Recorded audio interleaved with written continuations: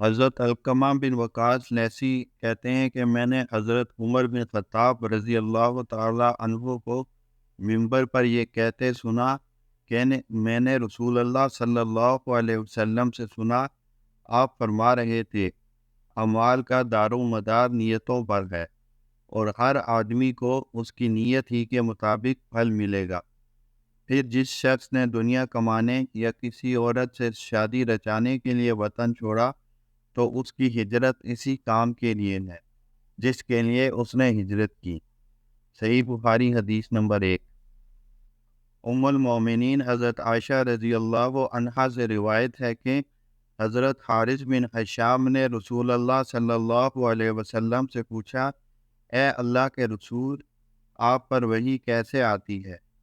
تو رسول اللہ صلی اللہ علیہ وسلم نے فرمایا، کبھی تو وحی آنے کی کیفیت گھنٹی کی ٹن ٹن کی طرح ہوتی ہے، اور یہ کیفیت مجھ پر بہت گراں گزرتی ہے۔ پھر جب فرشتے کا پیغام مجھے یاد ہو جاتا ہے تو یہ موقوف ہو جاتی ہے، اور کبھی فرشتہ انسانی شکل میں میرے پاس آ کر مجھ سے ہم کلام ہوتا ہے، اور جو کچھ وہ کہتا ہے میں اسے محفوظ کر لیتا ہوں۔ حضرت عائشہ رضی اللہ عنہا کا بیان ہے، میں نے سخت سردی کے دنوں میں رسول اللہ صلی اللہ علیہ وسلم کو دیکھا کہ جب وحی آتی تو اس کے موقوف ہونے پر آپ کی پیشانی سے پسینہ بہہ نکلتا۔ بخاری صحیح بخاری حدیث نمبر 2۔ ام المومنین حضرت عائشہ رضی اللہ عنہا سے روایت ہے، انہوں نے فرمایا، رسول اللہ صلی اللہ علیہ وسلم پر وحی کی ابتدا سچے خوابوں کی صورت میں ہوئی۔ آپ جو کچھ خواب میں دیکھتے وہ سپیدہ صبح کی طرح نمودار ہو جاتا، پھر آپ کو تنہائی محبوب ہو گئی، چنانچہ آپ غار حرا میں خلوت اختیار فرماتے اور کئی رات گھر تشریف لائے بغیر مصروف عبادت رہتے۔ آپ کھانے پینے کا سامان گھر سے لے جا کر وہاں چند روز گزارتے، پھر حضرت خدیجہ کے پاس واپس آتے اور تقریباً اتنے ہی دنوں کے لیے پھر توشہ لے جاتے، یہاں تک کہ ایک روز جب کہ آپ غار حرا میں تھے، یکا یک آپ کے پاس حق آ گیا، اور ایک فرشتے نے آ کر آپ سے کہا، پڑھو۔ آپ نے فرمایا، میں پڑھا ہوا نہیں ہوں۔ آپ کا فرمان ہے۔ اس پر فرشتے نے مجھے پکڑ کر خوب کھینچا، یہاں تک کہ میری قوت برداشت جواب دینے لگی۔ پھر اس نے مجھے چھوڑ دیا اور کہا، پڑھو۔ میں نے کہا، میں تو پڑھا ہوا نہیں ہوں۔ اس نے دوبارہ مجھے پکڑ کر دبوچا، یہاں تک کہ میری قوت برداشت جواب دینے لگی، پھر چھوڑ کر کہا، پڑھو۔ میں نے پھر کہا، میں پڑھا ہوا نہیں ہوں۔ اس نے تیسری بار مجھے پکڑ کر کھینچا، پھر چھوڑ کر کہا، پڑھو، اپنے رب کے نام سے جس نے پیدا کیا، جس نے انسان کو خون کے لوٹرے سے پیدا کیا، پڑھو، اور تمہارا رب تو نہایت کریم ہے۔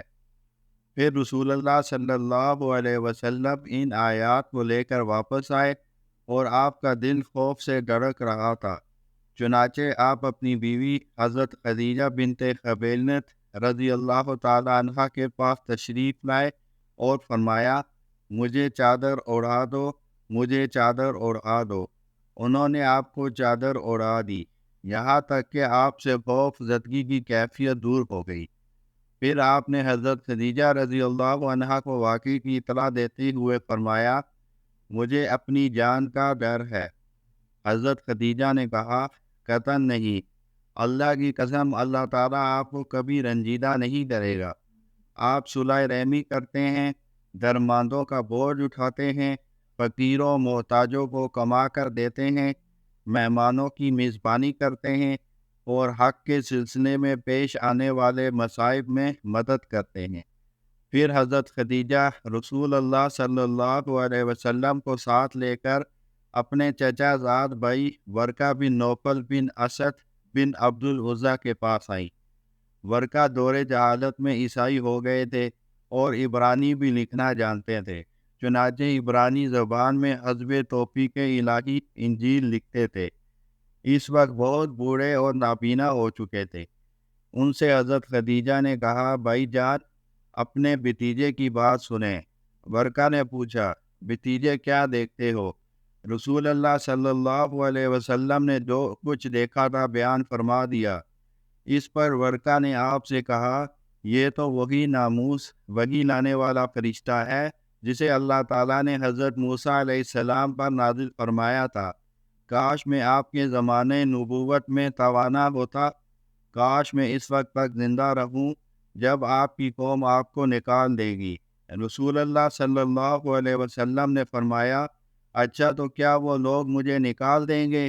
ورقہ نے کہا، ہاں، جب بھی کوئی آدمی اس طرح کا پیغام لایا جیسا آپ لائے ہیں تو اس سے ضرور دشمنی کی گئی، اور اگر مجھے آپ کا زمانہ نصیب ہوا تو آپ کی بھرپور مدد کروں گا۔ اس کے بعد ورقہ جلد ہی فوت ہو گئے اور وہی رک گئی۔ صحیح بخاری حدیث نمبر 3۔ حضرت جابر بن عبداللہ انصاری رضی اللہ عنہ سے روایت ہے، انہوں نے رسول اللہ صلی اللہ علیہ وسلم کی زبانی بندش وحی کا واقعہ سنا۔ آپ نے بیان فرمایا، ایک بار میں کہیں جا رہا تھا کہ مجھے اچانک آسمان سے ایک آواز سنائی دی۔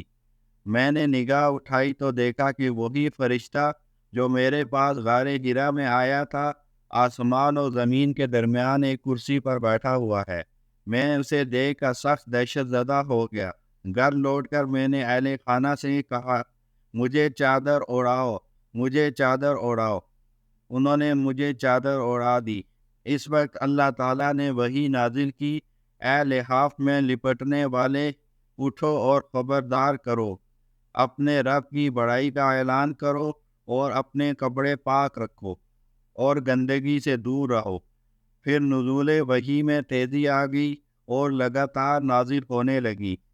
اس حدیث کو لیث بن سعد سے یحییٰ بن بکیر کے علاوہ عبداللہ بن یوسف اور ابو صالح عبداللہ بن صالح نے بھی روایت کیا ہے، اور ابن شہاب زہری سے عقیل کے علاوہ ہلال بن ردات نے بھی بیان کیا ہے۔